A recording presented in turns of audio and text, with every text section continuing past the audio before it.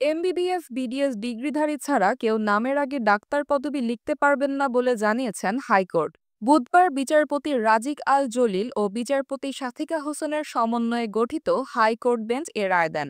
রায়ে হাইকোর্ট বলেছেন, এমবিবিএস ও BDS degree ছাড়া আজ পর্যন্ত যারা ডাক্তার পদবি ব্যবহার করেছে তাদের বিরুদ্ধে ব্যবস্থা নেওয়া হবে না। তবে বৃহস্পতিবার থেকে আইন ভঙ্গ করে ডাক্তার পদবি ব্যবহার করলে আইন অনুযায়ী ব্যবস্থা নেওয়ার নির্দেশ দিয়েছেন আদালত। সংশ্লিষ্টরা জানিয়েছেন, ২০১৩ সালে ডিএমএফ ডিগ্রিধারী সাব অ্যাসিস্ট্যান্ট কমিউনিটি মেডিকেল অফিসারদের কয়েকজন বিএমডিসি আইনকে চ্যালেঞ্জ করে নামের আগে ডাক্তার পদবি ব্যবহার করার জন্য আদালতে একটি রিট দায়ের করেন। ওই বছরের ৩০ এপ্রিল এই রিটের প্রথম শুনানি হয়। তারপর থেকে রিটটি আদালতে ৬৭ বার কজ লিস্টে আসে। তবে ব্যাখ্যাহীন কারণের ওপর শুনানি হয়নি। এরপর বহুবার রিটের শুনানি পেছানো হয়।